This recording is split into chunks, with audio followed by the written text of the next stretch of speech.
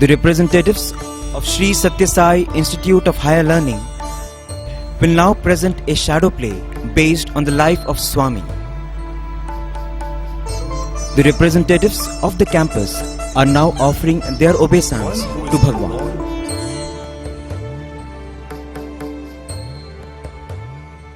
Bhagwan Sri Sathya Sai Baba manifested on 23rd November 1926.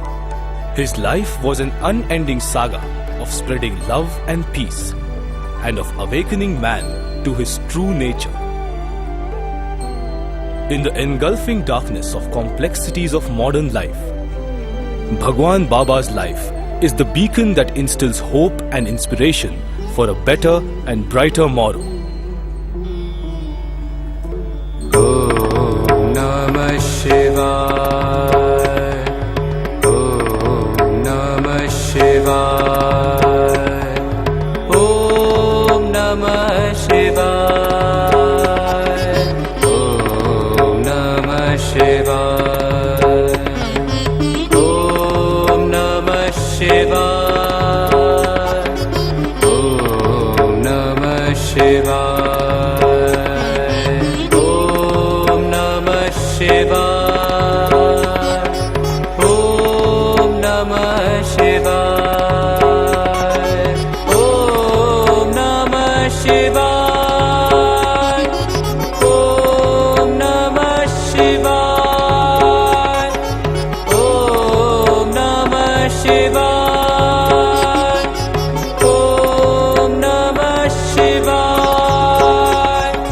Dum ta na na na na dum ta na na na na dum ta na na na na dum ta na na na na dum ta na na na dum ta na na na dum ta na na na dum ta na na na dum ta na na na dum ta na na na dum ta na na na dum ta na na na dum ta na na na dum ta na na na dum ta na na na dum ta na na na dum ta na na na dum ta na na na dum ta na na na dum ta na na na dum.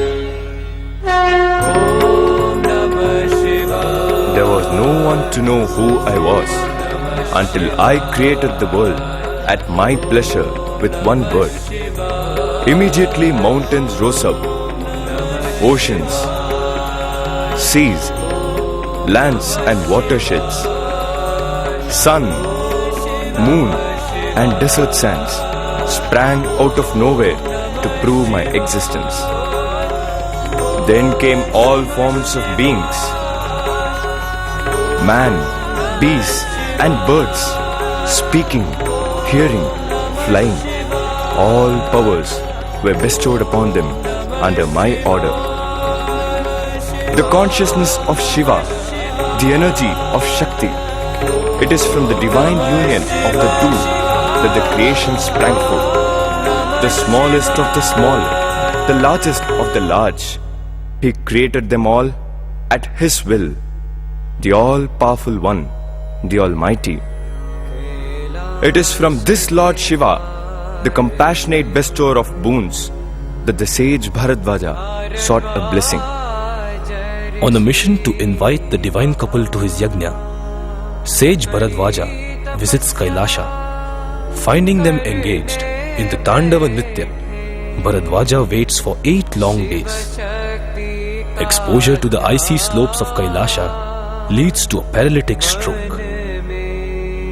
Revived by Shiva sprinkling water, Bharadvaja was granted a boon.